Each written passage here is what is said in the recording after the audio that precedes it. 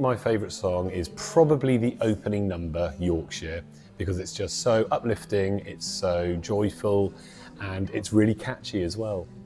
Yeah, and it goes like this. We've just been learning it, in fact. It goes...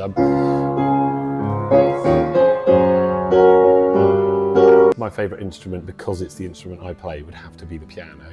And luckily in this show, not only do we have the piano that is in front of me right now, the electric piano, which I'll be playing in the pit band, but we also have a real acoustic piano on stage that's also used. So yeah, the piano definitely. They would be catchy, joyful and upbeat. That is the sort of pinnacle of my job in shows, trying to answer that question. There's several ways. I conduct them physically. I also use what's called a click track, which is essentially like a little metronome that all the musicians have in our ears, because you'll see if you come to see the show that our drummer isn't actually on stage. They're in a booth off stage so as to keep the volume on stage down. So the drummer will have this little click in his ear that we will also have, which locks the band all together.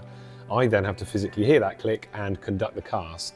Either that, or I make sure that my playing is really strict so that they can follow it nice and easily.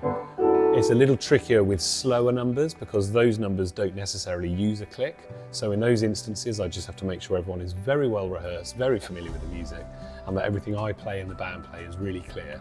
But if you do come and see the show, you may also notice that there are two little screens that the actors can see when they're stood on stage, with my face on it and my hand waving at them, telling them when they are or aren't in time.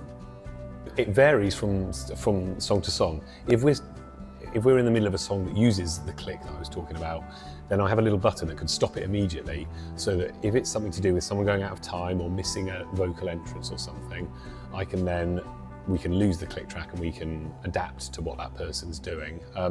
If it's a song that doesn't have a click already, then it's a little bit easier because you can kind of what's called vamp. So perhaps go around a bar another time, or if needs be, jump to the next bar if the performer has missed or jumped forward or something. So we always try to keep it really kind of fluid so that they have a safety net and are in safe hands if anything goes wrong. Hugely important. I mean, not just between the orchestra and the performers, between the whole team involved in the production, because everything about putting on a theatre show is collaboration. And if I go wrong musically, I have to trust that the performers will gauge what's happened and be able to adapt to me, and vice versa.